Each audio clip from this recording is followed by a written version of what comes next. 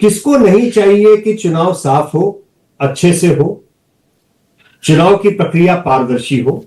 जिस दिन ये विवाद होना शुरू हुआ था, माना हमारी आपकी बातचीत हुई थी और मैंने पहली चीज बोली थी कि इस पर मैं अपनी बात रखने से पहले पहली बात ये कहना चाहता हूं कि मेरा भी ये मानना है कि ये एसआईआर बिहार का कम से कम 1 साल पहले होना चाहिए था, चुनाव के इतने नजदीक नहीं होना चाहिए, ताकि उस प्रक्रिया को ठीक से किया जा सके। मेरा बहुत स्पष्ट मानना आज भी है, मैं इससे कतई अपनी बात से पीछे नहीं हटता। लेकिन अब अगर एसआईआर हो रहा है और एसआईआर में जितना कुछ भी किया गया 20 जुलाई तक के पहले ही, 16 से 20 जुलाई के बीच में भी बूथ लेवल पे हर पार्टी के हर एजेंट को जितनी जानकारियां जो मांगी जा रही थी वो जानकारियां दी गई। किसका किसका वोट काटा गया, क्यों काटा गया, किस लिए काटा गया, स्थानांतरण से काटा गया, मृत्यु के कारण काटा गया, ये सारी जानकारियां बूथ लेवल पे दी गई। न केवल दी गई, हर एक पार्टी के बूथ लेवल के एजेंट के हस्ताक्षर और प्राप्ति और वीडियो भी लिया गया कि हां भैया हमको ये मिल गया। और उसके बाद में 1 तारीख को जाकर के ये जानकारी सार्वजनिक की गई। अब उसमें सुप्रीम कोर्ट में लोग गए कि ये जानकारी सार्वजनिक क्यों नहीं। सार्वजनिक का अर्थ क्या है? माने आपके 1.5 लाख पोलिंग एजेंट्स को, आपके सारे पदाधिकारियों को जानकारी वो दे दी गई, हाथ में हार्ड कॉपी दे गई, ये आपके पेन ड्राइव में सॉफ्ट कॉपी दे दी गई, और आप जनता को बोले कि हमसे जानकारी साझी नहीं की गई, तो यह बात थोड़ी गलत बयानी। यह बात दूसरी है कि आप ये बोले कि यह जानकारी मानव गुप्ता और यशवंत देशमुख के लिए क्यों नहीं दी गई या बाकी आम जनता के लिए क्यों नहीं दी गई। टेक्निकलिटी क्या है?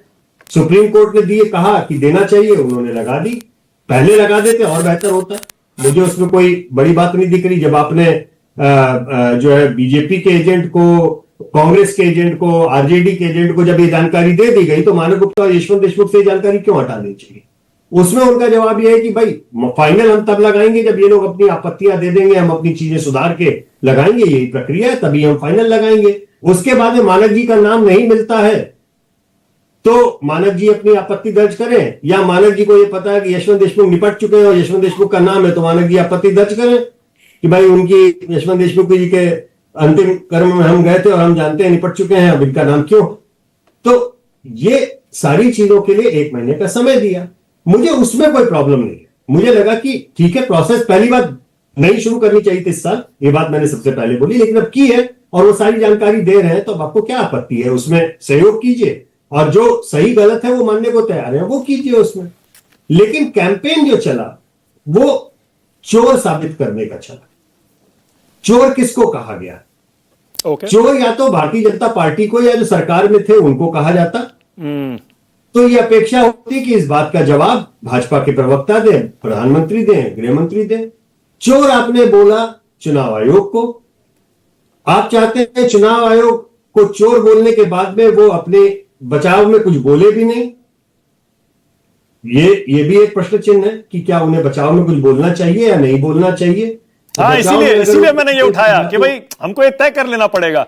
अब मैं थोड़ा आगे ले चलता हूं, ठीक है यशवंत, थोड़ा आगे। चोर किसको बोला गया ये तय हो जाए तो ठीक है। अगर चोर चुनाव आयोग को नहीं बोला गया है तो चुनाव आयोग को वो भाषा का प्रयोग नहीं करना चाहिए। वैसे भी मेरा मानना है संवैधानिक पद पे किसी को भी रहते हुए मामला अति पे लेके जाके नहीं छोड़ना चाहिए, चाहे वो पार्टियां हो, चाहे संवैधानिक पद के दायित्व निभाने वाले लोग हों। क्योंकि ये डिसएंगेजमेंट का जो मानक हमारा आपसे मनभेद, ये हवाई जहाज उड़ा देना तो बहुत आसान है, लेकिन बिना रनवे के बातचीत के उसको लैंड करना असंभव हो जाता है। हाँ ठीक है। अब